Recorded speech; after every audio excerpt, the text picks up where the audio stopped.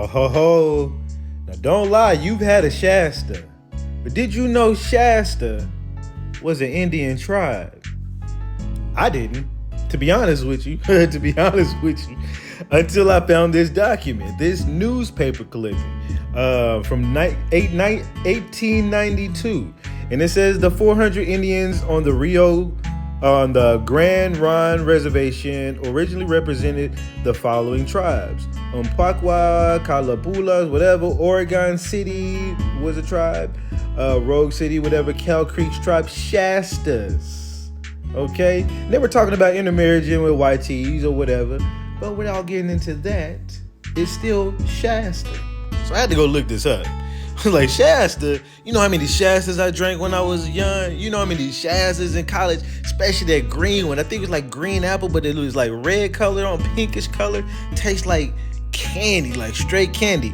I'm sure it was not good for me at all. But Shasta, Mountain, California, named for local native tribe, for whom's name Bright offers no etymology.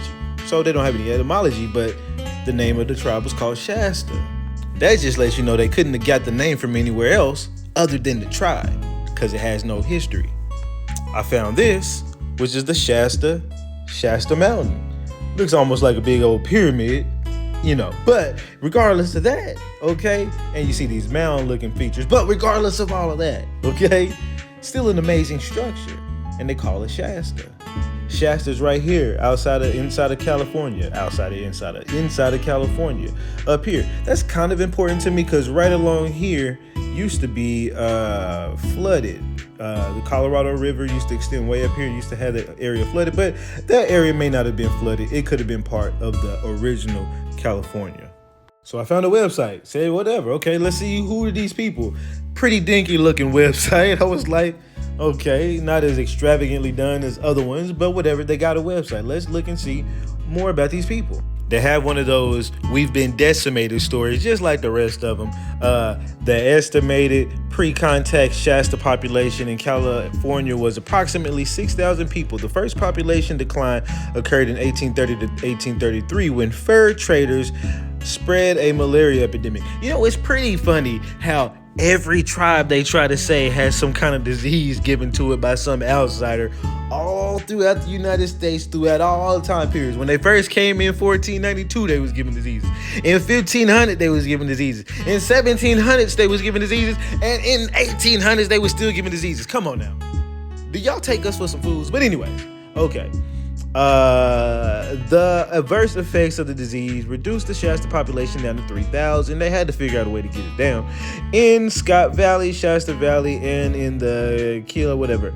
Only 2 years later, military officers estimated that there were only 300 Shasta people left. Hey, just randomly, they went from 6,000 to 3,000 due to sickness, and then 2 years later, somehow they just ended up at 300 randomly, okay? It says the overwhelming reduction was a direct result of the bloodshed epidemic in the Kiamonte, whatever. That's what they say. They got to figure out a way to get rid of you, okay? There's got to be a story to get rid of the people. So you can put these people in. You know, they decimated all of them, but they're still here somehow. Okay, so this is your tribal council. Look at this lady. Honey boo boo ass lady. Okay, look at this lady. Where is there any kind of indigenous anything in these people? They put on some beads. They don't even try. He looks like some kind of hippie ass nobody from California that just, you know what they're saying? They just put these people on these projects. And look at this cockeyed weirdo. Now, come on. These are the current so-called,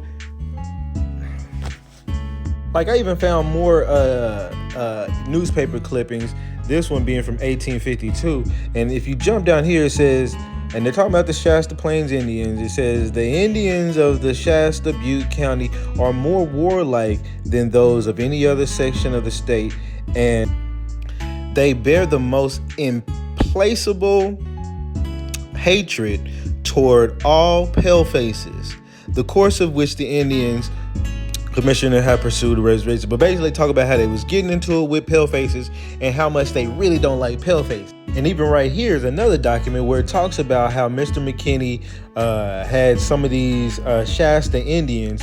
30 of them was unalive because they, Mr. McKinney or whatever at his ranch, he said that they stole some of his mules or whatever, something like that.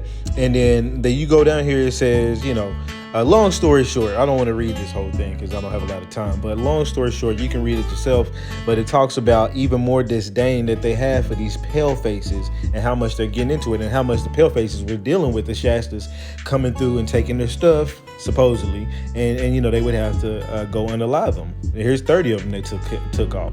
This is another one talking about them. Even right here, it says the depredation of the tribes increase as the country fills up with immigrants, and there is no doubt that the Indians must soon be removed by the government agents or to be exterminated by the sword of the YTs. So this is 1852 down here, 1852. So again, these white tees are completely talking about trying to get rid of them. So it's not a stretch when you see YT palefaces as tribal council members acting like they're part of this Shasta nation.